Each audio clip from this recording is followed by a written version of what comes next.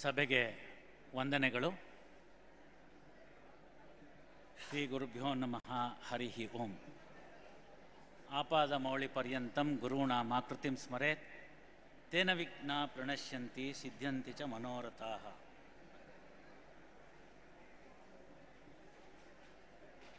ಕಾರ್ಯಕ್ರಮ ಈಗಾಗಲೇ ಈ ಒಂದು ಗೋಷ್ಠಿ, ಈ ಒಂದು ಸಂದರ್ಭ ಸ್ವಲ್ಪ ತಡವಾಗಿ ಪ್ರಾರಂಭ ಆಗಿದೆ. ಇಲ್ಲೊಂದು ಸಮಯ ಅಂತ ಒಂದು ಚೀಟಿ ಇಟ್ಟಿದ್ದಾರೆ, ಅದು ಹಿಂದಿನ ಗೋಷ್ಠಿಗೆ ಸಂಬಂಧಪಟ್ಟಿದ್ದು, ನನ್ನನ್ನೂ ಎಚ್ಚರಿಸುತ್ತೆ. ಹವ್ಯಕ ಸಮ್ಮೇಳನ, ವಿಶ್ವ ಹವ್ಯಕ ಸಮ್ಮೇಳನ ತೃತೀಯವಾಗಿರ್ತಕ್ಕಂಥದ್ದು. ಇವತ್ತು 3ನೇ ದಿವಸ. ಸಾಧಾರಣವಾಗಿ ಈ 3ನೇ ದಿವಸದ ಕಾರ್ಯಕ್ರಮ ನಾಗೋಲಿ ಮನೆ ಇದ್ದಂಗೆ ಇರುತ್ತೆ. ನಾಗೋಲಿ ಅಂದರೆ ನಾಕಬಲ್ಲಿ ಅಂತ. ಎಲ್ಲ ದೇವತೆಗಳನ್ನ ಕರೆದಿರ್ತೀವಿ ನಮ್ಮ ಮನೇಲಿ ಆಗ್ತಕ್ಕಂಥ ಶುಭ ಸಂದರ್ಭಕ್ಕೆ, ಅವರನ್ನು ಬೀಳ್ಕೊಡೋ ಅಂಥದ್ದು. ನಮಗೆಲ್ಲ ಗೊತ್ತಿರೋ ಹಾಗೇನು ಅಂದರೆ, ನಾಗೋಲಿ ಮನೆಯಲ್ಲಿ ಹೇಗಿದ್ರೂ ನಡೆಯುತ್ತೆ, ತಾಳಿ ಕಟ್ಟಿದ್ದಾಯಿತು, ಕೈಕಾಲಾರು ಚಾಚ್ಕೊಂಡು ಕೂತ್ಕೋಬೋದು, ನಿದ್ದೆನಾರು ಮಾಡಬಹುದು ಅಂತ. ಸಮ್ಮೇಳನದ 3ನೇ ದಿನದ್ದು ಹಾಗೆ ಇರುತ್ತೆ ಅಂತ ನನ್ನ ಒಂದು ಭಾವನೆ ಇತ್ತು. ಇಲ್ಲಿ ನೋಡಿದ್ರೆ ಧಾರೆಗಿಂತ ಜಾಸ್ತಿ ಜನ ಸೇರಿದ್ದೀರಿ. ವೇದಿಕೆಯನ್ನು ನನ್ನೊಂದಿಗೆ ಹಂಚಿಕೊಂಡಂಥ ಹಿರಿಯರಾದ ಹವ್ಯಕ ಸ್ಫೂರ್ತಿ ರತ್ನದ ಭಾಜಕರಾದ ನ್ಯಾಯಮೂರ್ತಿ ಎಸ್ ಜಿ ಪಂಡಿತ್ ಅವರೇ, ಶ್ರೀ ಪಿ ಕೃಷ್ಣ ಭಟ್ ಅವರೇ, ಸಿ ಎಂ ಜೋಶಿ ಅವರೇ, ಹವ್ಯಕ ಸಭೆಯ ಅಧ್ಯಕ್ಷರಾಗಿರ್ತಕ್ಕಂಥ ನಿಮ್ಮೆಲ್ಲರ ಪ್ರೀತಿ ಪಾತ್ರರಾಗಿರ್ತಕ್ಕಂಥ, ಆಯುರ್ವೇದದಲ್ಲೂ ಕೂಡ ಉತ್ತಮವಾದ ಗುಣಮಟ್ಟದ ಔಷಧಿ ಇದೆ ಅಂತ ಇಡೀ ಪ್ರಪಂಚಕ್ಕೆ ಸಾರಿದಂಥ ಶ್ರೀ ಗಿರಿಧರ್ ಕಜೆ ಅವರೇ, ಕಾಶ್ಮೀರ್ ಫೈಲ್ಸ್ ಮುಖಾಂತರ ಜನಜನಿತರಾಗಿ ಎಲ್ಲಿ ಹೋದರೂ ಗುರುತಿಸ್ಪಡಬಹುದಾದಂಥ ಒಂದು ವಿಶಿಷ್ಟ ವ್ಯಕ್ತಿತ್ವವಾಗಿ ವೇದಿಕೆಯನ್ನು ಶೋಭಾಯಮಾನಗೊಳಿಸಿರ್ತಕ್ಕಂಥ ಶ್ರೀ ಬೆಳವಾಡಿ ಅವರೇ, ಹಿಂದಿನ ಸಾಲಿನಲ್ಲಿ ಕೂತಿದ್ರು ಕೂಡ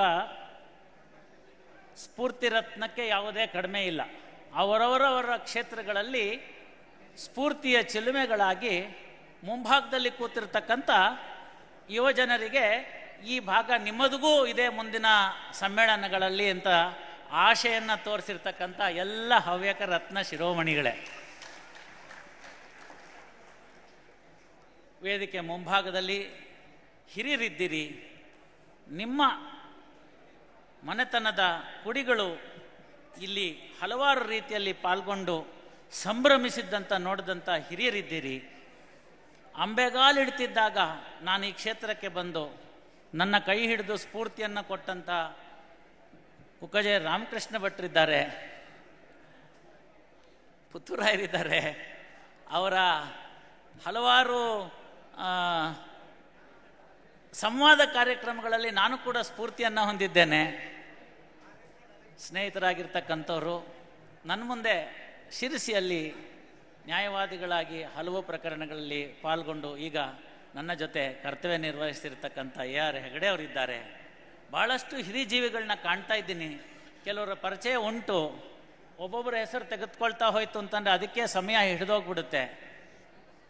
ಎಲ್ಲಕ್ಕಿಂತ ಮುಖ್ಯವಾಗಿ ಸಮ್ಮೇಳನದಿಂದ ಕೊಂಡು ಹೋಗಲಿಕ್ಕೆ ಏನಿದೆ ಅಂತ ಬಂದಿರತಕ್ಕಂಥ ಜ್ಞಾನ ಪಿಪಾಸುಗಳು ಬಹಳಷ್ಟು ಜನರಿದ್ದೀರಿ. ನನಗೊಂದು ಕ್ಷಣ ಅನ್ನಿಸ್ತು, ನಾನು ಹೆಂಗೆ ಈ ಸಭೆಗೆ ಸೂಕ್ತ ಅಂತ.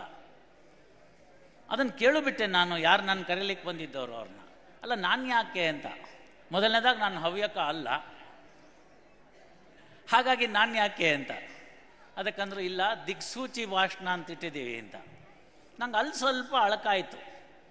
ಯಾಕೆ ಅಳಕಾಯಿತು ಅಂತಂದರೆ, ದಿಕ್ಸೂಚಿ ಯಾವಾಗ ಬರುತ್ತೆ ಅಂದರೆ ದಿಕ್ಕು ತಪ್ಪಿದವರಿಗೆ ಬರುತ್ತೆ.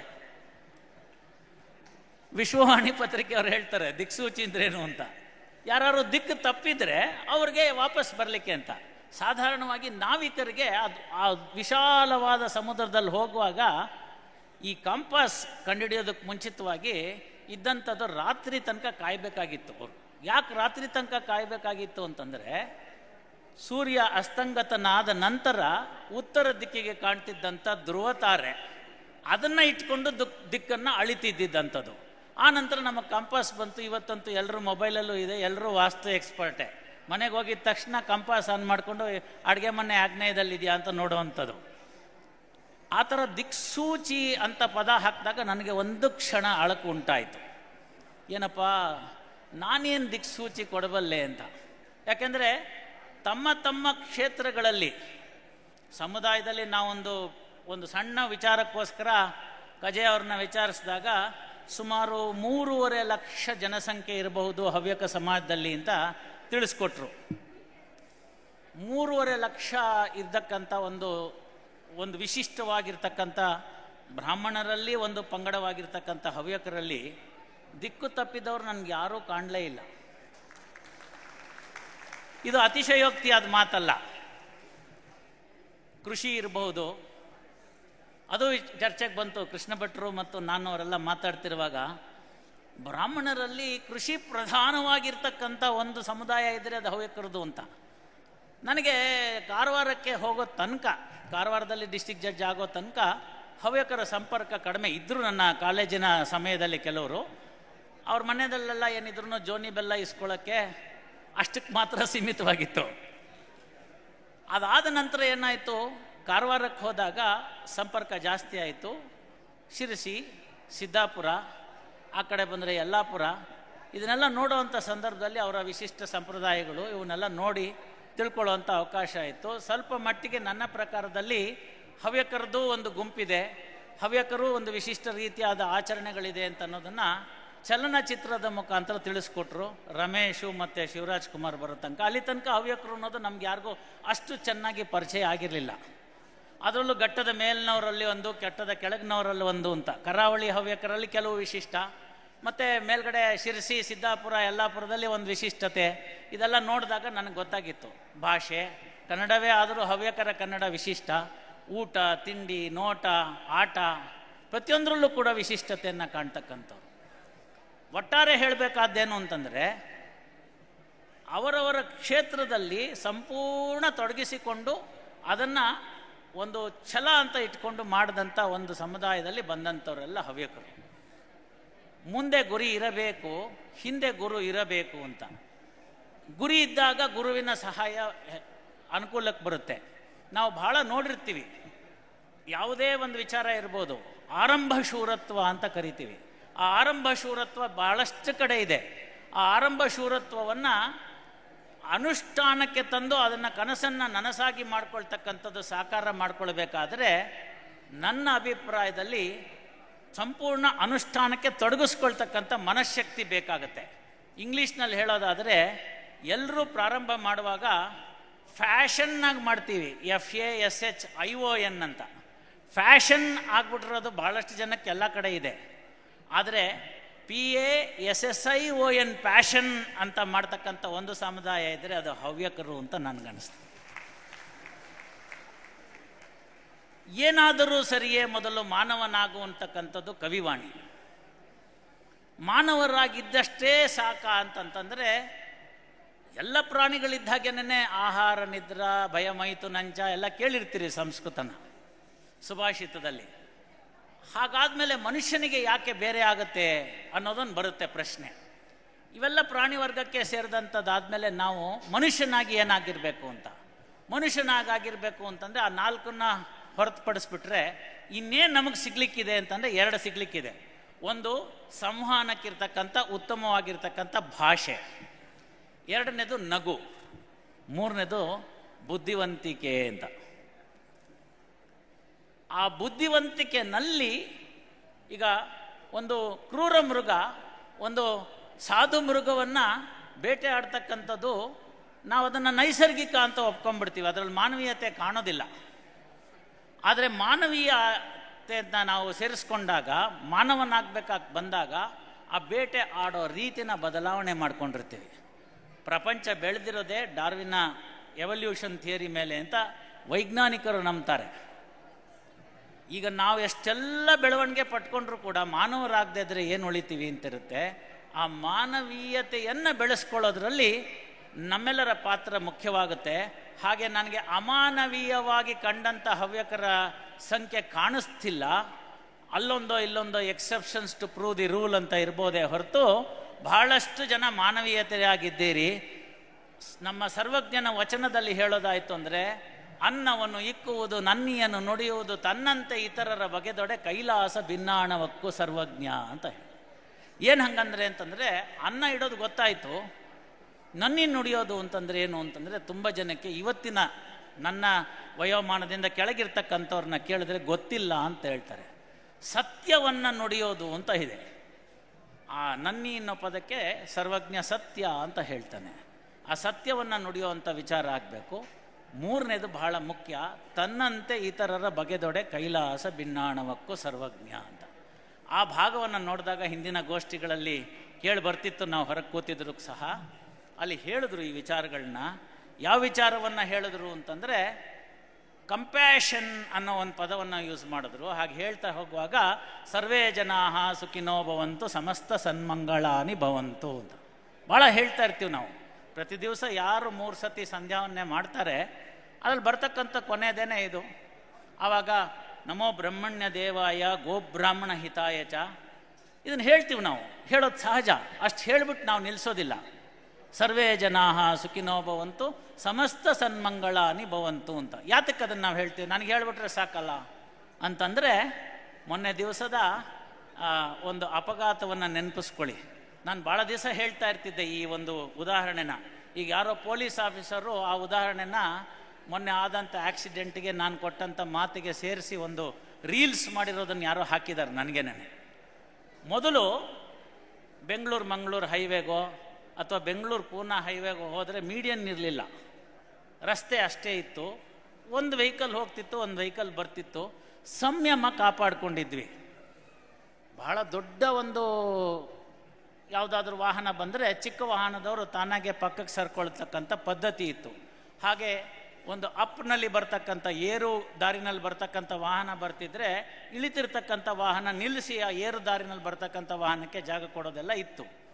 ಆ ನಂತರ ಮಾನವನ ಒಂದು ಅದು ಏನು ಧಾವಂತವೋ ನನಗೆ ಗೊತ್ತಿಲ್ಲ, 107 ವರ್ಷ ಬದುಕಿದವ್ರನ್ನ ನಾನು ಇವತ್ತಿಗೂ ಕಣ್ಣು ಕಿವಿ ಮೂಗು ಎಲ್ಲ ಚೆನ್ನಾಗಿರೋರನ್ನ ನೋಡಿದ್ದೇನೆ. ಅವ್ರಿಗೆ ಯಾವ ಧಾವಂತನೂ ಇರಲಿಲ್ಲ, ಅವ್ರಿಗೆ ಯಾವುದು ವೆಹಿಕಲ್ ಬೇಗ ಹೋಗಿ ರೀಚ್ ಆಗೋದು ಬೇಕಾಗಿರಲಿಲ್ಲ. ಇವತ್ತು ಅದೇನೋ 2 ನಿಮಿಷ ಮುಂಚೆ ಹೋಗಿ ಟೋಲಲ್ಲಿ ನಮಗಿಂತ ಹಿಂದಕ್ಕೆ ಬಂದು ಕಾಯ್ತಾ ನಿಂತಿರೋರನ್ನ ನಾನು ನೋಡಿದ್ದೀನಿ. ಹೀಗಿದ್ದಂಥ ಪಕ್ಷದಲ್ಲಿ ನಾವೇನು ಕೇಳ್ಕೊತಾ ಇದ್ವಿ ಅಂತಂದರೆ, ಬೆಳಗ್ಗೆ ಎದ್ದು ನನಗೆ ಒಳ್ಳೆ ಬುದ್ಧಿ ಕೊಡು, ಸರಿಯಾಗಿ ಡ್ರೈವಿಂಗ್ ಮಾಡೋ ಅಂಥ ಒಂದು ಒಳ್ಳೆ ಬುದ್ಧಿ ಕೊಡು, ಕ್ಷೇಮವಾಗಿ ನಾನು ಮನೆ ಸೇರಲಿ ಅಂತಿತ್ತು. ಇದನ್ನು ಈಗ ಒಂದು ಹರೀಶ ಅನ್ನೋ ಒಂದು ಪ್ರಕರಣ ಬರುತ್ತೆ ತುಮಕೂರು ರಸ್ತೆಯಲ್ಲಿ. ಆತಂಗೆ ಪೆಟ್ಟಾಗಿರುತ್ತೆ, ಪೆಟ್ಟಾಗಿ ದೇಹ 2 ತುಂಡಾಗಿರುತ್ತೆ. ಅಲ್ಲಿ ಸಹಾಯಕ್ಕೆ ಧಾವಿಸ್ದಲ್ಲೇ ಮೊಬೈಲ್ನಲ್ಲಿ ಚಿತ್ರೀಕರಣ ಮಾಡ್ಕೊಳ್ಳೋವಂಥವ್ರನ್ನ ನೋಡಿದೆ. ನಾನು ಆಗ ಧಾರವಾಡದಲ್ಲಿ ಪ್ರಿನ್ಸಿಪಲ್ ಡಿಸ್ಟ್ರಿಕ್ಟ್ ಜಡ್ಜ್ ಇದ್ದೆ. ಮಾನಸಿಕ ದಿನಾಚರಣೆ ಅಂತ ಬಂದಿದ್ದಂಥ ಸಂದರ್ಭದಲ್ಲಿ ಇದನ್ನು ಹೇಳಿದೆ. ಆಗ ಹೇಳಿದೆ, ಮಾನವೀಯತೆ ಇವತ್ತೇನು ಅಂತಂದರೆ ವಿಡಿಯೋ ಮಾಡಿ ಫೇಸ್ಬುಕ್ಕಲ್ಲಿ ಅಪ್ಲೋಡ್ ಮಾಡೋದು ಮಾನವೀಯತೆ ಆಗೋಗಿದೆ ಅಂತ. ಆ ದಿನ ಬಂದಿತ್ತು. ಆವತ್ತಿನ ದಿವಸನೂ ಇದೇ ಥರನೇ ಆಗಿತ್ತು. ಈಗ ಮೊನ್ನೆ ನಡೆದಂಥ 6 ಜನರನ್ನು ಬಲಿ ತೆಗೆದುಕೊಂಡಂಥ ಲಾರಿ ಡ್ರೈವರ್ನ ಇಂಟರ್ವ್ಯೂ ಮಾಡಿದಾಗ ಆತ ಹೇಳ್ತಾನೆ, ನನ್ನ ತಪ್ಪಿಲ್ಲ, ನಾನು ಸರಿಯಾದ ದಾರಿನಲ್ಲಿ ಹೋಗ್ತಾ ಇದ್ದೆ, ನನ್ನ ಹಿಂಭಾಗದಿಂದ ಒಂದು ಕಾರ್ ಬಂತು, ಅದನ್ನು ಅಡ್ಡ ನಿಲ್ಲಿಸ್ತು, ನಾನು ಬ್ರೇಕ್ ಹಾಕಿದೆ, ಆ ಕಾರ್ಗೆ ನನ್ನ ಗಾಡಿ ಹತ್ತಬಾರ್ದು ಅಂತ. ನನ್ನ ಗಾಡಿ ತೂಕ ಜಾಸ್ತಿ ಇತ್ತು, ಆ ತೂಕ ಇದ್ದಂಥ ಲಾರಿ ನನ್ನ ಬ್ರೇಕ್ ಹಾಕಿದ್ರಿಂದ ಫಿಸಿಕ್ಸಿನ ಒಂದು ಮೊಮೆಂಟಮ್ ಆಧಾರದ ಮೇಲೆ ಹೊರಳಿ ಪಕ್ಕಕ್ಕೆ ಬಿತ್ತು. ಆ ಕಡೆಯಿಂದ ಏನೂ ತಪ್ಪು ಮಾಡದೆ ಬರ್ತಿರ್ತಕ್ಕಂಥ ವ್ಯಕ್ತಿಯ ಕಾರ್ ಮೇಲೆ ಬಿದ್ದು ಅಪ್ಪಚ್ಚಿ ಆಗೋಯ್ತು. ನನಗೆ ತುಂಬ ನೋವಾಗ್ತಿದೆ, ದಯವಿಟ್ಟು ಇನ್ನೇನು ಪ್ರಶ್ನೆ ಕೇಳಬೇಡಿ ಅಂತಾನೆ. ಆ ಡ್ರೈವರ್ಗಿರೋ ಮಾನವೀಯತೆ ನಮ್ಮ ಪತ್ರಕರ್ತ ಮಿತ್ರರಿಗಿಲ್ಲದೆ ಹೋಯ್ತೆ. ಯೋಚನೆ ಮಾಡಬೇಕಲ್ಲ. ಇಲ್ಲಿ ನಾನು ಕೇಳ್ತಿರ್ತಕ್ಕಂಥದ್ದು ಒಂದೇ ವಿಚಾರ. ನಾನು ಅವಾಗ ಯಾವುದೋ ಒಂದು ಸಂದರ್ಭದಲ್ಲಿ ಪ್ರಕರಣದಲ್ಲಿ ಹೇಳಿದ್ದೆ, ನಮ್ಮ ದಾರಿನಲ್ಲಿ ಹೋಗ್ತಿದ್ದೀನಿ, ನಾನು ಕರೆಕ್ಟಾಗಿ ಹೋಗ್ತಾ ಇದ್ದೀನಿ ಅಂತ ಕೇಳ್ಕೊಂಡ್ರೆ ಸಾಲದು. ಇವತ್ತು ಎದುರುಗಡೆಯಿಂದ ಬರೋನ್ಗೂ ಒಳ್ಳೆ ಬುದ್ಧಿ ಕೊಡಪ್ಪ ಅಂತ ಕೇಳ್ಕೋಬೇಕು ಅಂತ ಕಣ್ಣು ಮುಂದೆ ಬಂದಂಥದ್ದು ಇದು. ಮೀಡಿಯನ್ ದಾಟಿ ಬಂದು ಹೊಡಿತಾರೆ ಅಂತಂದರೆ ಯಾವ ಮಟ್ಟದ ಧಾವಂತಕ್ಕೆ ನಾವು ಹೋಗ್ತಾ ಇದ್ದೀವಿ, ಎಲ್ಲಿಗೆ ಹೋಗ್ತಾ ಇದ್ದೀವಿ, ಎಲ್ಲಿಗೆ ಹೋಗ್ತಾ ಇದ್ದೀವಿ? ಇದು ಎಲ್ಲ ಕ್ಷೇತ್ರಗಳಿಗೆ ಅನ್ವಯಿಸ್ತಕ್ಕಂಥದ್ದು. ಅದು ನ್ಯಾಯಾಂಗ ಕ್ಷೇತ್ರ ಇರಬಹುದು, ಪತ್ರಕರ್ತರ ಕ್ಷೇತ್ರವಿರಬಹುದು, ವೈದ್ಯರ ಕ್ಷೇತ್ರವಿರ್ಬೋದು, ಇಂಜಿನಿಯರ್ ಕ್ಷೇತ್ರ ಇರ್ಬೋದು, ಬಿಸ್ನೆಸ್ ಕ್ಷೇತ್ರವಿರ್ಬೋದು, ಎಲ್ಲರೂ ಯಾವುದೇ ಕ್ಷೇತ್ರವಿರ್ಬೋದು. ಆದ್ದರಿಂದ ದಾಸರು ಭಾಳ ಹಿಂದೆ ಎಚ್ಚರಿಸ್ಬಿಟ್ಟಿದ್ದಾರೆ. ಸಾವಧಾನದಿಂದಿರು ಮನವೇ, ದೇವರು ಕೊಟ್ಟಾನು ಕೊಟ್ಟಾನು ಕೊಟ್ಟಾನು ಅಂತ. ಭಾಳ ಮುಖ್ಯವಾಗಿರ್ತಕ್ಕಂಥದ್ದು ಇದು. ನಮ್ಮ ಮಕ್ಕಳಿಗೆ ನಾವು ಇದನ್ನು ಕಳಿಸ್ಕೊಡ್ಬೇಕಾಗಿರ್ತಕ್ಕಂಥದ್ದು. ಸರ್ವೇ ಜನಾಃ ಸುಖಿನೋ ಭವಂತು, ಸಮಸ್ತ ಸನ್ಮಂಗಳಾನಿ ಭವಂತು ಅಂತ ಆ ಚಾಲಕ ಬೆಳಗ್ಗೆ ಎದ್ದು ಕೇಳಿದರೆ ಸಾಕಾಗಿತ್ತು, ಹೇಳೋದು ಬೇಡ, ಕೇಳಿದರೆ ಸಾಕಾಗಿತ್ತು. ಒಂದು ಕ್ಷಣ ಬಿಟ್ಟು ಆ ಲಾರಿ ಮಗಚ್ಕೋತಿತ್ತು. 6 ಜನ ಉಳಿದು ಬಿಡ್ತಿದ್ರು. ನಾವು ಕೇಳ್ತಾ ಇಲ್ಲ. ನಮ್ಮಲ್ಲಿ ಬಹಳಷ್ಟು ಜನರಿಗೆ ಗೊತ್ತಿರಬೇಕು, ಬೆಳಗ್ಗೆ ಎದ್ದು ನಾವು ಸೂರ್ಯನಿಗೆ ಒಂದು ಅರ್ಘ್ಯವನ್ನು ಕೊಡ್ತೇವೆ ಸಂಧ್ಯಾವಂದನಲ್ಲಿ. ನನ್ನ ಮಗ ಒಂದು ಸತಿ ನನಗೆ ಈ ಪ್ರಶ್ನೆ ಕೇಳಿದ್ದ. ನಾನು ಚಿಕ್ಕ ವಯಸ್ಸಲ್ಲಿರುವಾಗ ಕೇಳಿದ್ನೇನೋ ಮರ್ತು ಹೋಗಿದೆ. ನಾವು ಕೊಡದೆ ಹೋದರೆ ಏನಾಗುತ್ತೆ ಅಂತ, ಕೊಡದೆ ಹೋದರೆ ಏನಾಗುತ್ತೆ ಅಂತ ವೈಜ್ಞಾನಿಕವಾಗಿ ಈ ಪ್ರಶ್ನೆಗಳನ್ನ ಹುಡುಗರು ಕೇಳೋದು ಸಹಜ. ಯಾಕೆಂದರೆ ಒಂದು ಜನರೇಷನ್ ಗ್ಯಾಪ್ ಅಂತಾಗಿದೆ. ಅಲ್ಲಿ ಸ್ವಲ್ಪ ನನಗೆ ತೀರಾ ದಿಕ್ಕು ತಪ್ಪಿದ್ದಾರೆ ಅಂತ ಅಲ್ಲದೆ ಹೋದರೂ ಕೂಡ ದಿಕ್ಕಲ್ಲಿ ಮಿಸ್ ಆಗಿದ್ದಾರೇನೋ ಅಂತ ಅನಿಸುತ್ತೆ. ಹೇಳೋರ್ಗೂ ತೊಂದರೆ ಇದೆ, ಕೇಳೋರ್ಗೂ ತೊಂದರೆ ಇದೆ. ಆ ಪ್ರಶ್ನೆನ ನನ್ನ ಮಗ ಕೇಳಿದಾಗ ನಾನು ಏನು ಉತ್ತರ ಹೇಳಬೇಕು ಅಂತ ಒಂದು ಕ್ಷಣ ತಡಬಾಡಿಸಿದ್ದು ಹೌದು. ಸುಳ್ಳು ಹೇಳಿದ್ರೆ ಎಂಪರರ್ಸ್ ನ್ಯೂ ಕ್ಲೋತ್ ಆಗುತ್ತೆ, ನನಗೆ ನಾನೇ ಮಾಡಿಕೊಂಡಂಥ ಮೋಸ ಅದು. ಆ ಕ್ಷಣದಲ್ಲಿ ನನಗೆ ಉತ್ತರ ಸಿಕ್ಕಲಿಲ್ಲ. ಸಂಜೆ ಹೇಳ್ತೀನಿ ಅಂತ ಹೇಳಿದೆ. ಸ್ವಲ್ಪ ಚರ್ಚೆ ಮಾಡಿ ನಮ್ಮ ತಂದೆಯವ್ರ ಹತ್ರ ಎಲ್ಲ ಶಾಸ್ತ್ರ ಗ್ರಂಥಗಳು ಇದನ್ನೆಲ್ಲ ನೋಡಿ ಹೇಳಿದೆ, ನೋಡಪ್ಪ, ಸೂರ್ಯನಿಗಿರ್ತಕ್ಕಂಥದ್ದು 7 ಕುದುರೆ 1 ಚಕ್ರ ಇರ್ತಕ್ಕಂಥ ರಥ. ಅದಕ್ಕೋಸ್ಕರ ಅದಕ್ಕೆ ನಾವು ಅರ್ಘ್ಯ ಕೊಡಬೇಕು. ಸೂರ್ಯ ಸುತ್ತಿದ್ರೆ ಪ್ರಪಂಚ ಎಲ್ಲ ಹಾಳಾಗೋಗ್ಬಿಡುತ್ತೆ, ಯಾವುದು ದ್ಯುತಿ ಸಂಶ್ಲೇಷಣೆ ಕ್ರಿಯೆ ನಡೆಯೋದಿಲ್ಲ, ಆಗ ಯಾವುದು ಗಿಡಗಳು ಬೆಳೆಯೋದಿಲ್ಲ, ಆ ಗಿಡಗಳು ಯಾವುದು ಬೆಳೆದಿದೆ ನಮಗೆ ಆಹಾರ ಸಿಕ್ಕೋದಿಲ್ಲ. ಇಂಥ ವಿಚಾರಗಳೆಲ್ಲ ಇದೆ. ಹಾಗಾಗಿ ಕೆಲವನ್ನ ವೈಜ್ಞಾನಿಕ ನೆಲೆಯಲ್ಲಷ್ಟೇ ನೋಡದೆ ಕೆಲವು ನಂಬಿಕೆ ದೃಷ್ಟಿಯಿಂದ ನೋಡಬೇಕು ಅಂತನ್ನೋ ಥರ ಒಂದು ಉತ್ತರವನ್ನು ಕೊಟ್ಟೆ. ಆಯಿತು, ಅವನಿಗೇನು ಅಷ್ಟು ಉತ್ತರ ಸಮರ್ಪಕವಾಗಿ ಕಾಣಲಿಲ್ಲ. ಆಮೇಲೆ ಇನ್ನೊಂದು ಹೇಳಿದೆ, ನೀನು ಬಿಟ್ಬಿಡು, 60,000 ಋಷಿಗಳು ವಾಲಕಿಲ್ಯರು ಅಂತ ಕರೀತಾರೆ ಅವ್ರನ್ನ. 60,000 ವಾಲಕಿಲ್ಯರು ಸೂರ್ಯನ ಮುಂದೆ ಭಜನೆ ಮಾಡ್ತಾ ಅರ್ಘ್ಯ ಕೊಡ್ತಾ ಹೋಗ್ತಿರ್ತಾರೆ ಅಂತ.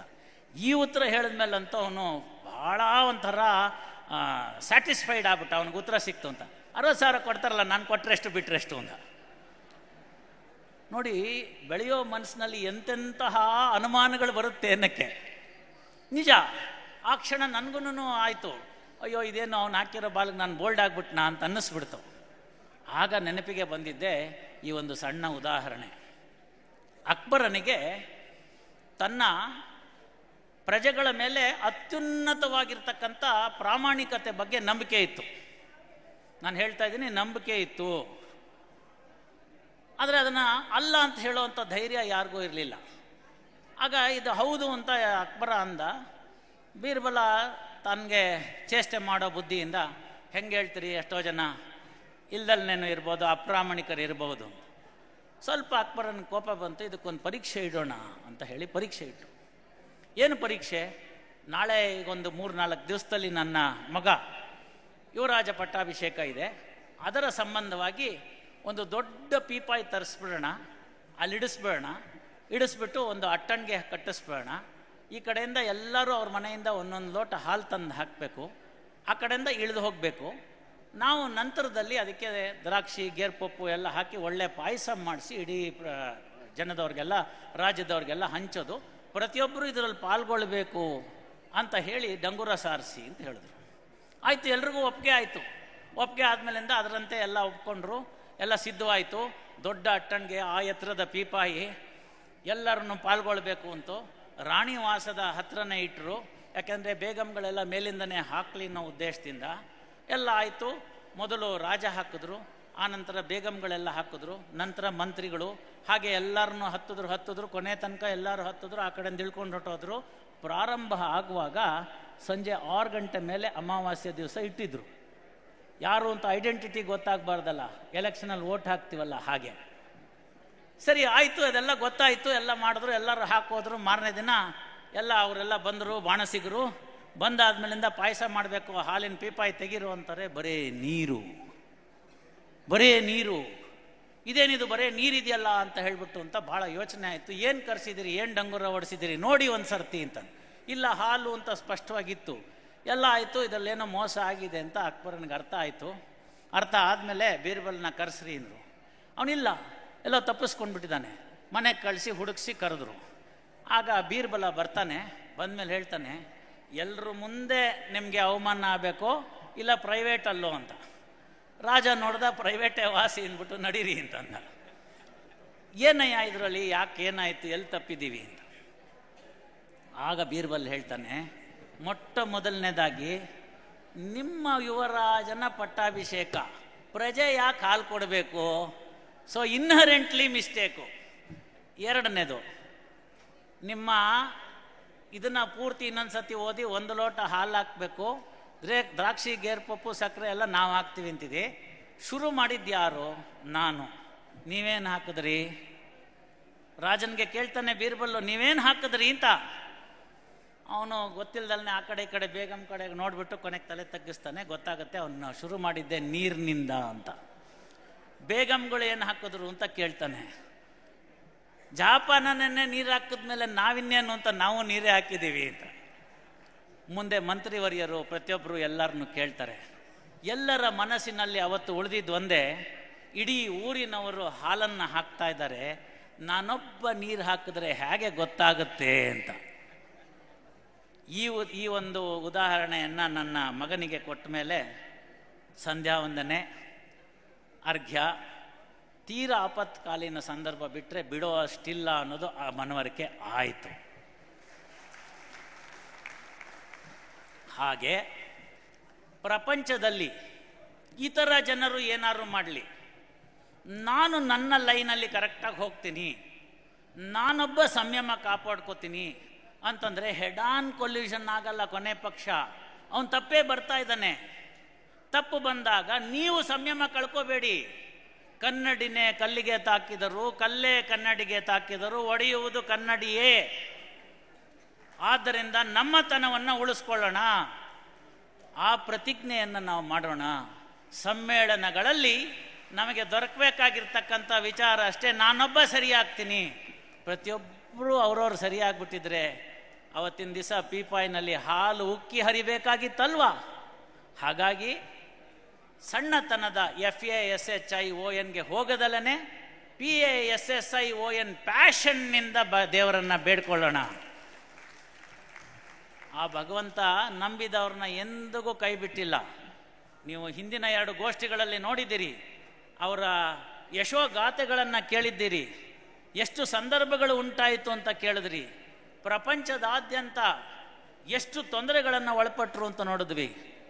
ಯಾವ ವಿಶ್ವವನ್ನೇ ತನ್ನ ಬಯೋಲಾಜಿಕಲ್ ವಾರಿಂದ ಚೈನಾದವರು ಹಾಳು ಮಾಡಬೇಕು ಅಂತ ಯೋಚನೆ ಮಾಡಿದರು, ಅಂತಹ ಒಂದು ಬಯೋಲಾಜಿಕಲ್ ವಾರ್ನ ಮೆಟ್ಟಿ ನಿಂತಂಥ ದೇಶ ಇದಾಗಿದೆ. ಯಾಕೆಂದರೆ ಎಲ್ಲರೂ ಒಳ್ಳೆಯದಾಗಲಿ ಅಂತ ಕೇಳ್ಕೊಂಡ್ವಿ. ಅಲ್ಲಿ ಕೋವಿಡ್ನಲ್ಲಿ ಟ್ರೀಟ್ಮೆಂಟ್ ಮಾಡ್ತಿದ್ದಂಥ ಡಾಕ್ಟ್ರು ಅರ್ಧ ಗಂಟೆನಲ್ಲಿ ಸತ್ತು ಹೋಗ್ತಾರೆ. ನಮ್ಮ ಚಿಕ್ಕಪ್ಪ, ಚಿಕ್ಕಮ್ಮ, ದೊಡ್ಡಮ್ಮ, ಸ್ನೇಹಿತ, ನಮ್ಮ ಊರಿನವರು ಎಷ್ಟೋ ಜನ ಬಲಿ ಆಗ್ಬಿಟ್ರು.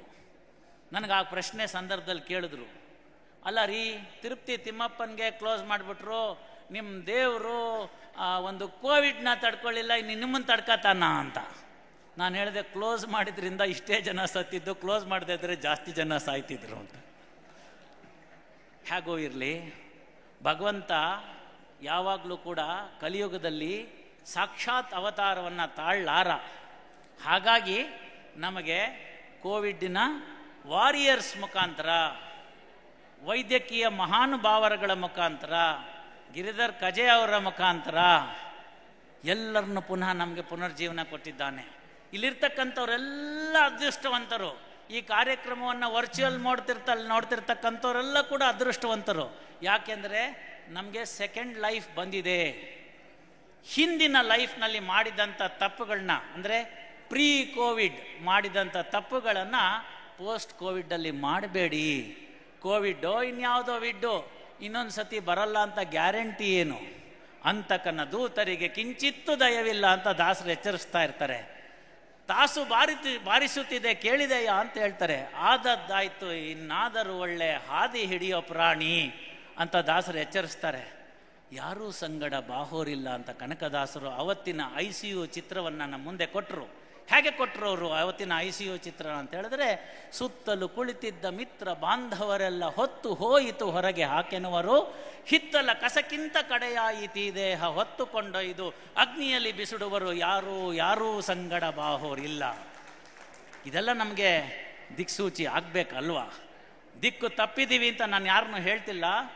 ದಿಕ್ಕಿನಲ್ಲಿ ಅಷ್ಟೋ ಇಷ್ಟೋ ಆಚೆ ಕಡೆ ಮೇನ್ ರೋಡ್ ಬಿಟ್ಬಿಟ್ಟು ಸೈಡ್ ರೋಡ್ಗೆ ಇಳಿದಿದ್ರೆ ಪುನಃ ಮೇನ್ ರೋಡ್ಗೆ ಬನ್ನಿ ಅಂತ ಅನ್ನೋದಕ್ಕೆ ಇವೆಲ್ಲ ನಮಗೆ ಇರ್ತಕ್ಕಂಥ ಮಾರ್ಗಗಳಾಗಬೇಕಾಗತ್ತೆ. ಅಷ್ಟಕ್ಕೆ ನಿಲ್ಲಿಲ್ಲ ವಿಚಾರ. ಹಾಗಾದರೆ ಅಲ್ಲಿ ಏನು ತೊಗೊಂಡು ಹೋಗ್ಬೋದು ನಾವು ಅಂತ ಎಲ್ಲರೂ ಹೇಳ್ತಾರೆ. ಅಲೆಕ್ಸಾಂಡರ್ ಆದಿಯಾಗಿ ಹೇಳ್ಬಿಟ್ಟ, ಒಂದು ಕೈನ ಹೊರಗಡೆ ಇಟ್ಬಿಟ್ಟು ನಾನೇನು ತರಲಿಲ್ಲ ಅಂತ ಹೇಳ್ಕೊಂಡು ಹೋದಂತಂದು ತೋರಿಸೋದಕ್ಕೋಸ್ಕರ ಅಂತ ಅಲೆಕ್ಸಾಂಡರ್ ಹೇಳ್ದ. ಹಾಗಾದರೆ ನಾವೇನು ಅಂತಂದರೆ, ನಾವು ಹೇಳಿದ್ದೀವಿ ಅದನ್ನ ತೊಗೊಂಡೋಗಲ್ಲ ಅಂತ ಗೊತ್ತು. ನಿಮ್ಗೆಲ್ಲರಿಗೂ ಗೊತ್ತಿಲ್ಲದೆ ಇರೋವಂಥ ಗುಟ್ಟನ್ನು ಕನಕದಾಸರು ಹೇಳ್ಕೊಟ್ಬಿಟ್ರು. ಒಂದನ್ನು ತೊಗೊಂಡು ಹೋಗ್ಬೋದು, ಇಲ್ಲಿಂದ ಒಂದನ್ನು ತೊಗೊಂಡು ಹೋಗ್ಬೋದು, ನ್ಯಾಯವಾಗಿ 2 ತೊಗೊಂಡು ಹೋಗ್ಬೋದು. ನಾನು ಒಂದರ ಮೇಲೆ ಮಾತ್ರ ಜಾಸ್ತಿ ಆಸೆ ಇದೆ. ಏನು ತೊಗೊಂಡು ಹೋಗ್ಬೋದು ಇಲ್ಲಿಂದ ಅಂದರೆ, ಪಾಪ ಪುಣ್ಯ ಅದನ್ನು ತೊಗೊಂಡು ಹೋಗ್ಬೋದು. ಅದರಲ್ಲಿ ಪಾಪ ಇಲ್ಲೇ ಬಿಡೋಣ, ಪುಣ್ಯ ತೊಗೊಂಡು ಹೋಗೋಣ. ಹೇಗೆ? ವೆಸ್ಟರ್ನ್ ಯೂನಿಯನ್ ಮನಿ ಟ್ರಾನ್ಸ್ಫರ್ ಅಲ್ಲಿ ಇಲ್ಲ ರೀ, ಇಲ್ಲ. ಯಾವುದು ದುಡ್ಡು ಇಲ್ಲಿಂದ ತೊಗೊಂಡು ಹೋಗೋಕ್ಕಾಗೋದಿಲ್ಲ. ಏನು ತೊಗೊಂಡು ಹೋಗೋಕ್ಕಾಗದೇ ಇದ್ರೆ ಏನು ಮಾಡ್ಬೋದು ಅಂತಂದರೆ, ಬೆಳಗ್ಗೆ ಸಂಧ್ಯಾವನ್ನೇ ಮಾಡುವಾಗ ಸರ್ವೇ ಜನ ಸುಖಿನೋ ಭವಂತು ಅಂತೀವಲ್ಲ, ಅದು 1. ದೊಡ್ಡವ್ರಿಗೆ ಕಾಲಿಗೆ ನಮಸ್ಕರಿಸಿರ್ತಕ್ಕಂಥದ್ದು 2. ದೀರ್ಘಾಯುಷ್ಮಾನ್ ಭವ ಅಂತ ಹೇಳಿಸ್ಕೊಳ್ಳೋದು 3. 4ನೇದು, ಸಮಾಜದಲ್ಲಿ ಯಾರು ಕೆಳಸ್ತರದಲ್ಲಿ ಇದ್ದು ತೊಳಲಾಡ್ತಾ ಇದ್ದಾರೆ ಅವರನ್ನು ಕೈಯಿಂದ ಹಿಡಿದೆತ್ತಿ ಊಟ ಕೊಡೋಕ್ಕಾಗದಿದ್ರೆ, ಬೇಡ ನಾನು ನಿನ್ನ ಜೊತೆ ಇದ್ದೀನಿ ಅಂತ ಉಪವಾಸ ಇರ್ತೀವಲ್ಲ, ಅದು 4.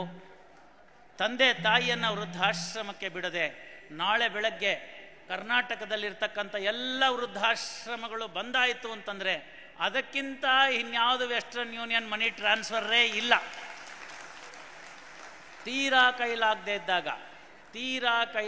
ಇದ್ದಾಗ ನಾವು ಕೂಡ ಅದನ್ನು ಅನುಭವಿಸಿದ್ದೀವಿ, ಮಾಡಿದ್ದೀವಿ. ಆಗ ಸಮಾಜ ಈ ಥರ ನಡ್ಕೊಂಡಿರಲಿಲ್ಲ. ಕಾಶಿ ಯಾತ್ರೆಗೆ ಹೋಗಬೇಕು, ನಮ್ಮ ತಂದೆ ವಯಸ್ಸಾಗಿದ್ದಾರೆ, ಕಣ್ಣು ಕಾಣಕ್ಕಾಗಲ್ಲ, ನೀವು ನಿಮ್ಮಲ್ಲಿ ಒಂಚೂರು 4 ತುತ್ತು ಅನ್ನ ಹಾಕ್ಕೊಂಡು ಇಟ್ಕೊಂಡಿರ್ತೀರ ಅಂತಂದರೆ ಇಟ್ಕೊಂಡಂಥ ಪುಣ್ಯಾತ್ಮರುಗಳನ್ನ ನಾನು ನೋಡಿದ್ದೀನಿ. ಎಲ್ಲಿ ಹೋಯ್ತು ಆ ಮಾನವೀಯತೆ ಇವತ್ತು? ಕಾಶಿ ಯಾತ್ರೆ ಮಾಡೋದು ಅಂತ ಹೇಳ್ತಿದ್ರು.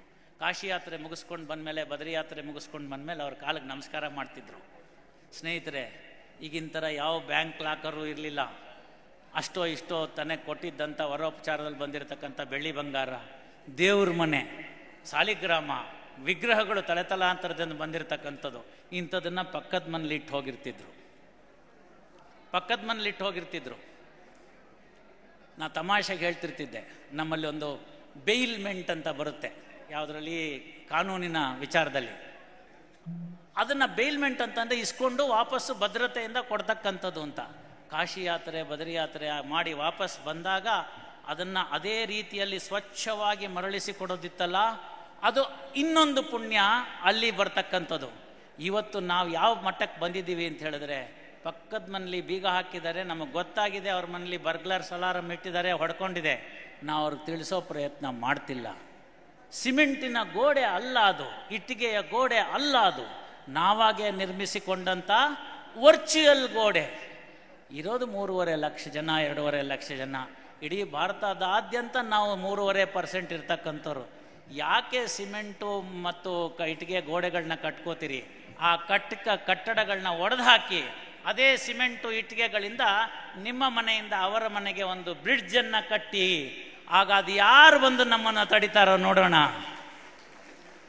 ಒಂದು ಪ್ರವಾಹೋಪಾದಿಯಲ್ಲಿ ಈ ಸದ್ಗುಣಗಳು ಬರಬೇಕು.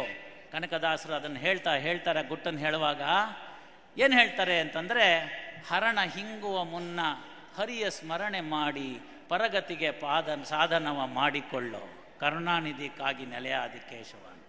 ಇಂತಹ ಒಂದು 400-500 ವರ್ಷದ ಕೆಳಗಡೆಗೆ ಕನಕದಾಸರು ಕೊಟ್ಟಂಥ ಕಾಲು ಅಂದಿಗಿಂತ ಇಂದು ಪ್ರಸ್ತುತ ಅಂತ ನಾನು ಭಾವಿಸ್ತೇನೆ.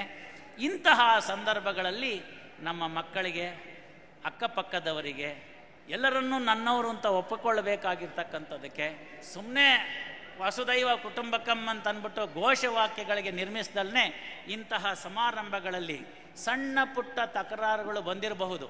ಸಣ್ಣ ಪುಟ್ಟ ಭಿನ್ನಾಭಿಪ್ರಾಯಗಳು ಮನೆಯಲ್ಲಿ ಬಂದಿರ್ಬೋದು, ಊರಿನಲ್ಲಿ ಬಂದಿರ್ಬೋದು, ಅಕ್ಕಪಕ್ಕದ ಮನೆಗಳಲ್ಲಿ ಬಂದಿರ್ಬೋದು. ಇಂತಹ ಸಮಾರಂಭಗಳು ಅಂತಹ ಎಲ್ಲ ದಿಕ್ಕು ತಪ್ಪಿದವರನ್ನು ಪುನಃ ಮುಖ್ಯ ರಸ್ತೆಗೆ ಕರೆದುಕೊಂಡು ಬರುವಂತಹ ವೇದಿಕೆ ಆಗಬೇಕು ಅಂತ ನನ್ನ ಭಾವನೆ.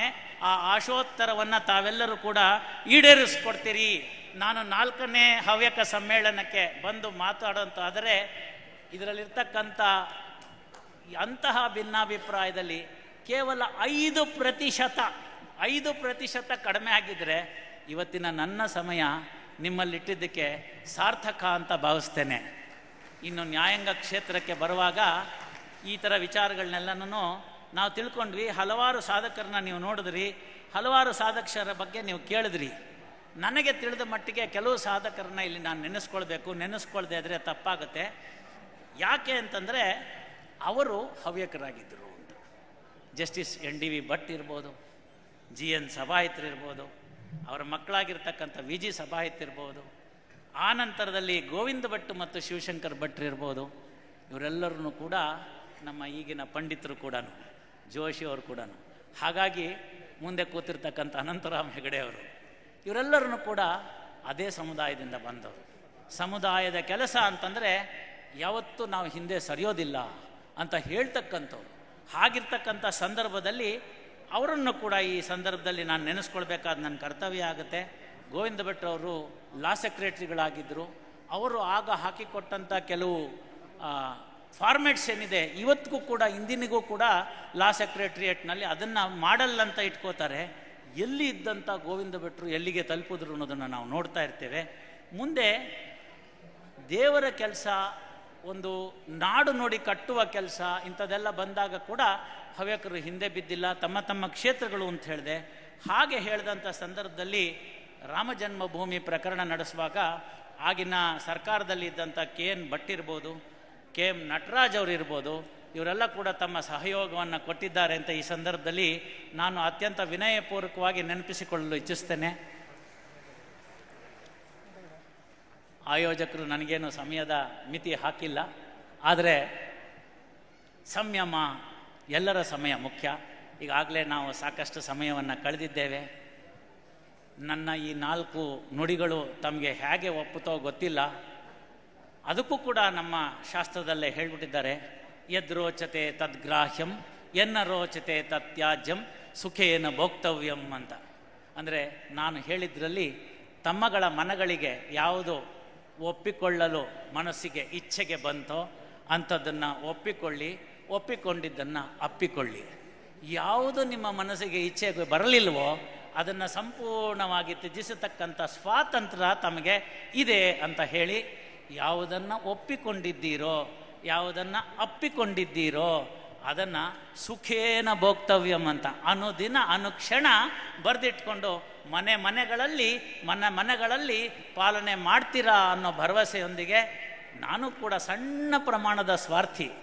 ಈ ಕೆಲವು ಹೊತ್ತುಗಳು, ಕೆಲವು ಗಂಟೆಗಳು ನಿಮ್ಮ ಈ ಸ್ಥಳದಲ್ಲಿ ನಾನು ಕಳೆದಿದ್ದು ನನ್ನ ಜೀವನದಲ್ಲಿ ಮರಳಿ ಬರೋದಿಲ್ಲ.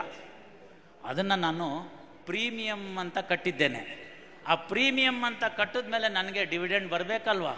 ಆ ಡಿವಿಡೆಂಡು 4ನೇ ಹವ್ಯಕ ವಿಶ್ವ ಸಮ್ಮೇಳನದಲ್ಲಿ ಪ್ರೀತಿಪೂರ್ವಕವಾಗಿ, ಕಲುಷಿತ ವಾತಾವರಣಗಳಿಲ್ಲದೆ, ಬಿಟ್ಟು ಹೋದ ಸಂಬಂಧಗಳು ಬೆಸುಗೆಯಾಗಿ, ಮನಸ್ತಾಪಗಳು ಕೊನೆಯಾಗಿ ಆ ಮಹಾಬಲೇಶ್ವರನಲ್ಲಿ ಅರ್ಪಿತವಾಗುತ್ತೆ ಅಂತ ನೆನೆಸ್ತಾ ತಮ್ಮೆಲ್ಲರಿಗೂ ಸಾಷ್ಟಾಂಗ ಪ್ರಣಾಮಗಳು. ಯೂಟ್ಯೂಬ್ ಚಾನಲ್ನಲ್ಲಿ ಚಲನಚಿತ್ರನ ತುಣುಕಿಗಿಂತಲೂ ಹೆಚ್ಚಿನ ಫಾಲೋವರ್ಸ್, ವ್ಯೂವರ್ಸ್ ಇರುವುದು ಜಸ್ಟಿಸ್ ಶ್ರೀಶಾನಂದ ಅವರ ಕೋರ್ಟ್ ಕಲಾಪದ ತುಣುಕಿಗೆ. ಅವರ ನಡೆಯಲ್ಲಿನ, ನುಡಿಯಲ್ಲಿನ, ಕೃತಿಯಲ್ಲಿನ ಸ್ಫೂರ್ತಿಯ ದಿಕ್ಸೂಚಿಗೆ ಕೈ ಜೋಡಿಸಿ ನಮಿಸುತ್ತಾ ಶ್ರೀ ಆರಗ ಜ್ಞಾನೇಂದ್ರ